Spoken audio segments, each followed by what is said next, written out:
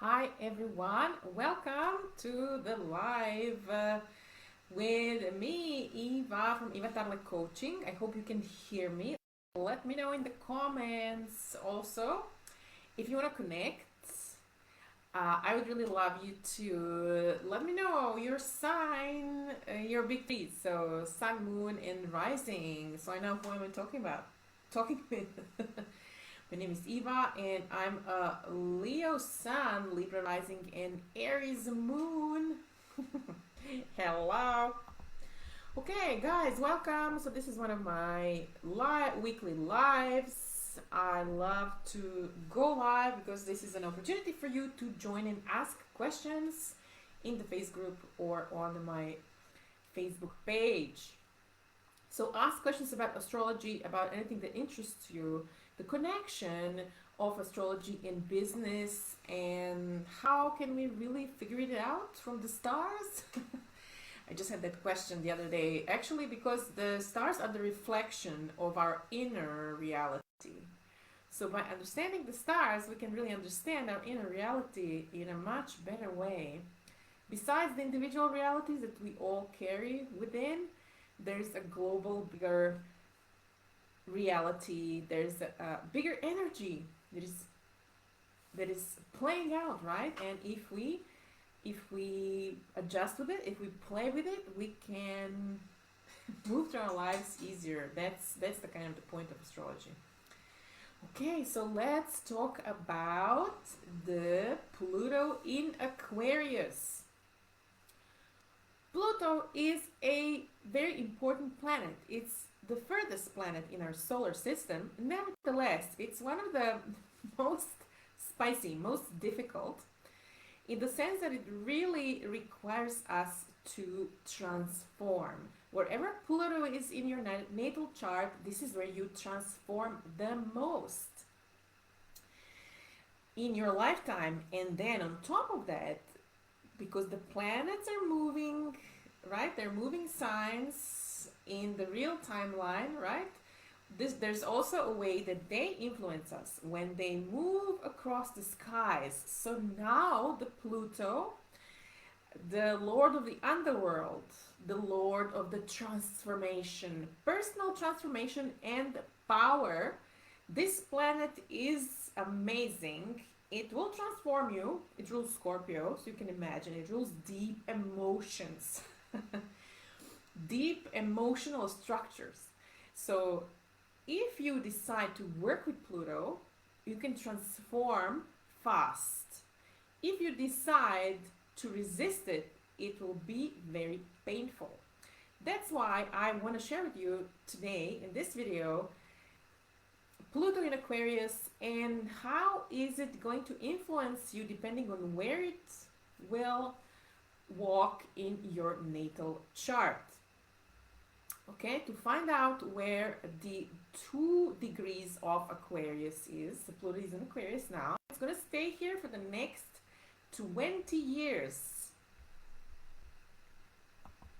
For the next 20 years, the Pluto is going to stay in Aquarius, so we really have this long period of time to really experience this transformation and make the most out of it. So here is a description.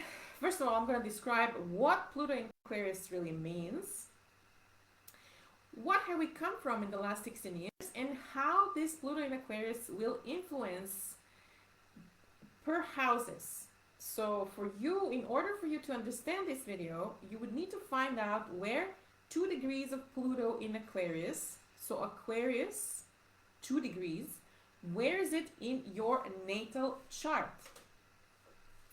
You can find that by either sending me a message and asking me where to find it, or you can go to astro.com, open your natal chart, and find in your chart 2 degrees of Aquarius. Aquarius is the sign with those 2 little lines, right?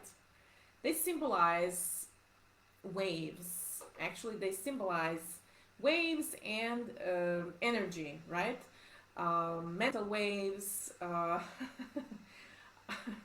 your higher self waves, okay? So Pluto is being in Aquarius, it's really amazing, guys. I can't really explain to you how amazing this is that we live in this time, that we have the opportunity to experience this Pluto in Aquarius.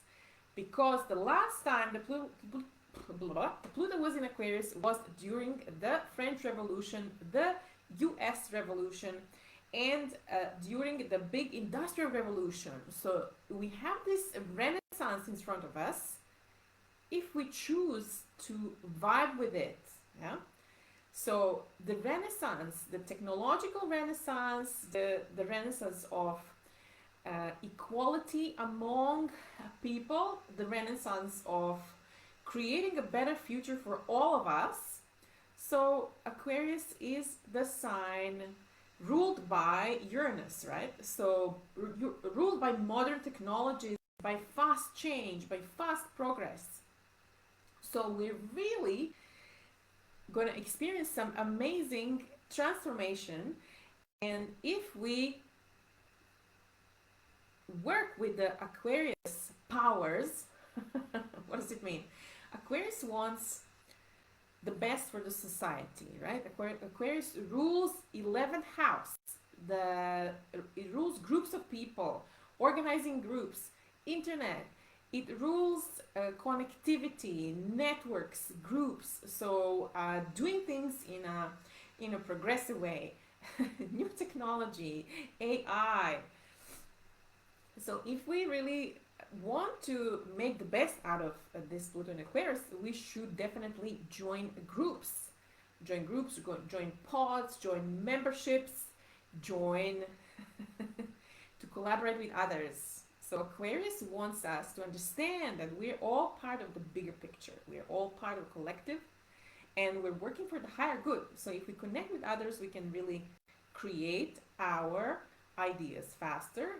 So achieve our goals faster, whether it's in business or in your private life. By joining communities, you learn faster.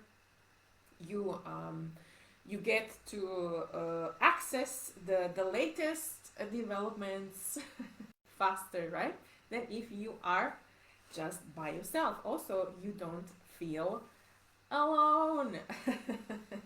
We don't want to feel alone, right? We want to feel supported, and this is also a part of this Pluto in Aquarius. Let's go by the houses. Okay. So if Pluto is in your first house, this is one of the most powerful positions for Pluto, because Pluto it speaks about power, but it also speaks about giving your power away. So if Pluto is transiting your first house, it means that you have to learn, you're learning and transforming. Where are you giving your power away? So this Pluto in Aquarius will teach you that to become powerful, a powerful creator, a powerful business owner, a powerful individual, that you actually need to understand how much power you hold within yourself, and how can you not abuse this power, but use this power in a positive way, in the way to help others become more powerful, right? So to use it in a positive, in a supportive way. Use your power in a meaningful way. So you're going to be transforming this for the next 20 years. I have Pluto in the first house my whole life, and it's been really a wild ride, journey of really deep personal transformation. And they say that people who have Pluto in the first house natally, that they live many lives, right? So I lived in Bali for 9 years. I was a diplomat. I'm a coach. So I've been through a lot of different situations in my life, and because Pluto is really asking us with the Pluto in the first house to take this transformation seriously, and to each situation that happens to you, to actually use it to grow, not to feel sad, weak, broken, but actually to use this to grow, to become stronger, and to influence others. Okay. Pluto in the second house. Pluto in the second house is really very important for transforming your values, your inner core beliefs, your own the sense of your own personal worth. Because the second house is traditional house of the Scorpio, and as I said already, Pluto rules Scorpio. So it's about really understanding what your deep personal power, your inner values, your inner talents. Okay, so it's going to ask you to dig deeper through your values and through your understanding of how can you contribute to the world, how can you share these values and these inner talents, how can you express them, how can you put them out to the world and serve others, serve communities with your values. Don't keep those values in, you gotta show them. Shine with them. Okay, Pluto in the third house. It's a very powerful place, Pluto in the third house, because the third house is the house of Gemini, traditionally, Mercury, communication. So Pluto in the third house is asking you to understand the power of your word, right? The power of communication. Where are you giving your power away when you communicate, when you learn? Third house is also about learning. It's about quick, fast trips in the neighborhood. It's about your siblings, your cousins. It's about your closest environment, right? Gemini, closest environment, the way you communicate.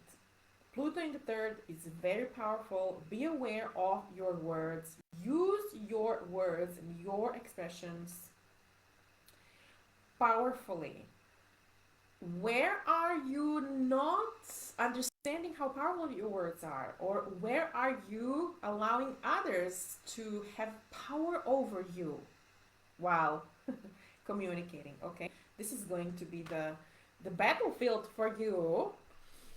Pluto in the fourth house it's a very deep it's a deep emotional house. It's a house of our upbringing, of our family values, of our emotional blueprint, the way we are built up and put together. We come with from our past lives, and in this life we come or we grow up influenced by the environments that we grow up in, by our parents, our grandparents, by the schools. So I have to say, it's a difficult placement because I just had a Pluto transit through my fourth house for 16 years. It squares your ascendant basically. So it's really pushing you to see where your values are not aligned with your family of origin, where do you need to create your own values, to step into your own power despite your immediate family environment and despite what they believe in and you don't. Okay, so I had to fight through a lot of these inner beliefs and understandings.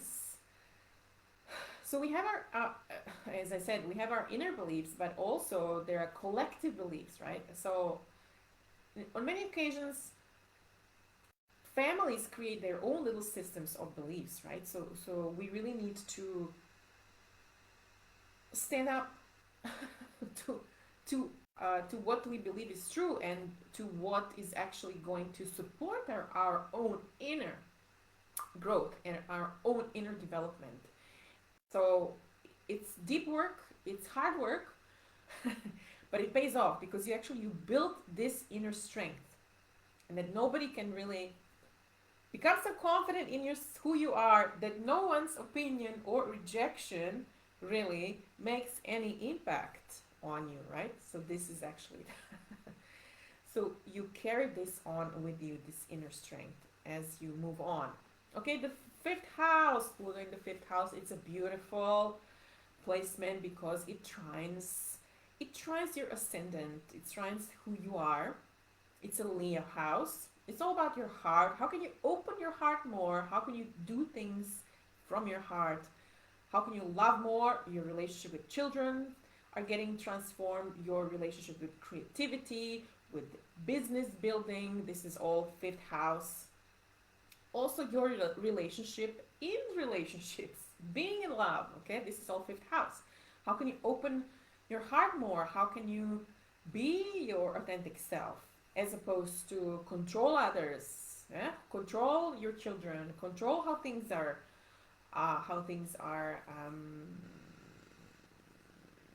Being created and so on. So Aquarius is calling you here to really open your heart in the fifth house. Sixth house is the house of work. It's a house of service, of daily chores, daily errands, daily schedules, daily habits, of small pets, of health as well. So Pluto is here to transform your health. Where are you giving your power away? Where are you to overeating, to bad habits, sleeping long, to not really caring about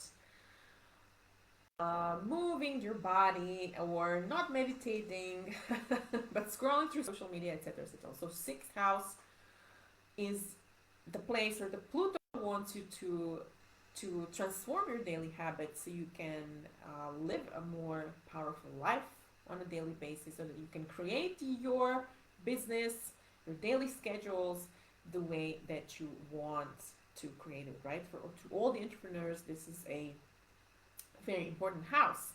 Pluto in the sixth. Also very powerful in relationship to your co-workers, to your employees, your interns.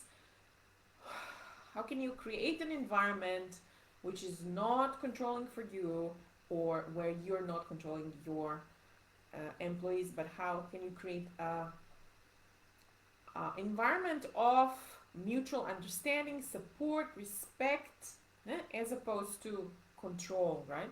Pluto is always about being in control and giving your power away and actually empowering others.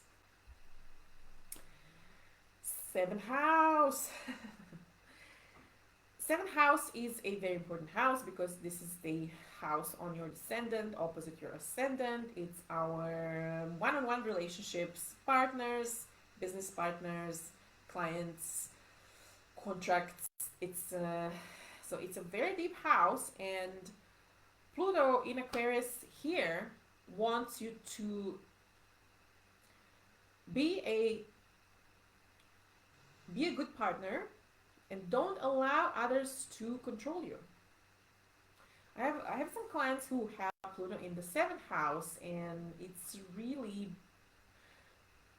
they were really in unequal relationships in their partnerships for a long time before they became aware of it. So this is a place of how can you understand your power in relationships and not allow others to take power over you, and not struggle with clients, with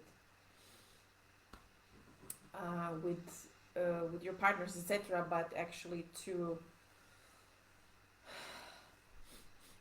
make this balance and understand not to give your power away, for sure. Yeah, because the seventh house is the house of others, the other, right?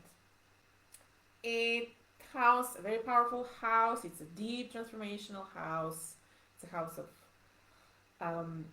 of Scorpio. Oh, sorry, I said second house. Second house is the house of Taurus. Sorry.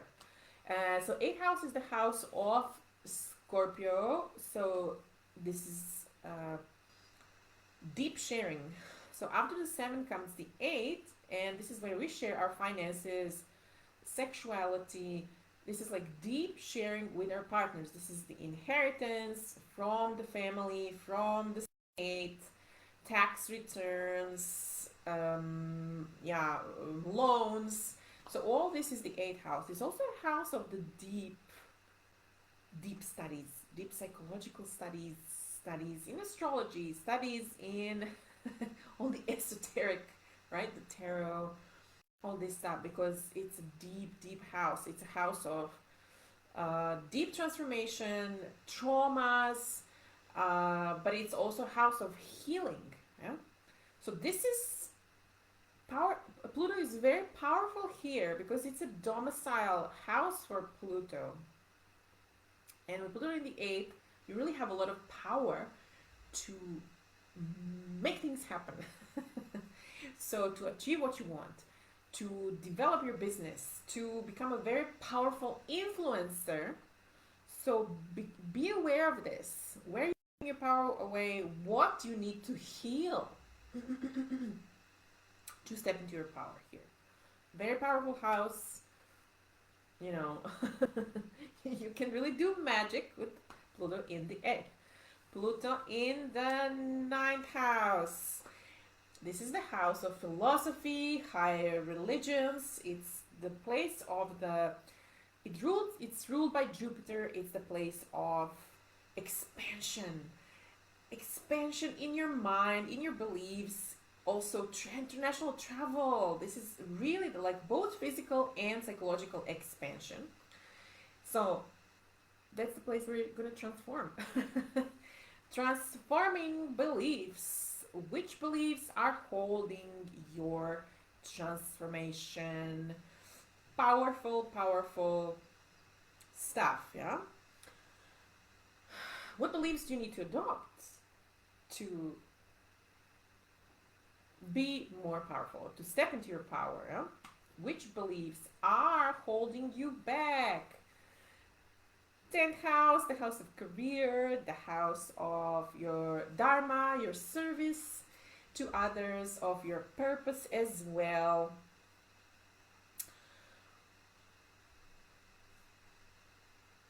Yeah, you know, to be a powerful leader, to be a powerful manager, what do you need to,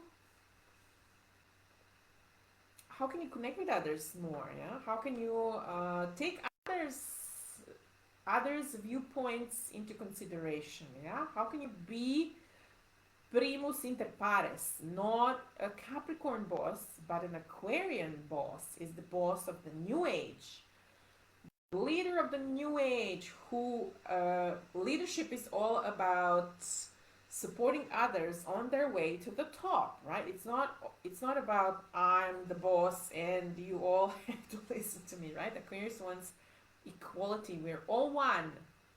So how can you create this more in your career, in your workspace? It's also relationship with your parents, with your father figures. Who's controlling whom? Okay. 11th house, this is the house of Aquarius. So this is the house of connections, networks, groups, creating a better future for the whole planet. So this is the house of future ideas, new ideas for the future, new developments, that wishes, dreams, right? Oh, I want to move abroad, or I want to start my own company, or right? This is also the house where you make money from the business you own. This is also a house of business. And in this house, Pluto wants you to, transform your ideas. Be more Aquarian like. Be more, instead of focusing on you, on your own riches. How can you create business which is green, which is more connected to the new technologies, which is serving others and serving the planet, right, in the future. And last, the 12th house is the house of death, deep transformation, the house of serving others, the house of your inner mind, your inner world. And Pluto is going to ask you to be more high frequency. So meditate more. Meditate. Connect with your higher self. Connect with angels. Connect with aliens. Channel. This is like really yeah. This is a house of channeling. It's the house of all these intuitive elements. It's traditionally ruled by Pisces, right? So it's the place that connects the two worlds, the reality and the spirituality. So Pluto is asking you to transform that and to be more in tune. Get in tune. Are you out of tune? Okay, yeah, let me know if you have any comments, questions. I left a link below if you want to find out where your Chiron is or where your deepest wound is. So, whatever we're doing, however we're striving to transform, we always have to check the Chiron because Chiron is our deep wounding. Everybody has it. And so we're healing this part of our lives until we're 50, until the Chiron turn. And then we actually become this wounded healer. Then we can implement all this knowledge, all this healing we've done to share with others. Right? So definitely check Chiron if you want to know where your blocks are, where your wound is, because we can't really do any transformation without healing these deep wounds. Alright guys, thanks so much. See you soon.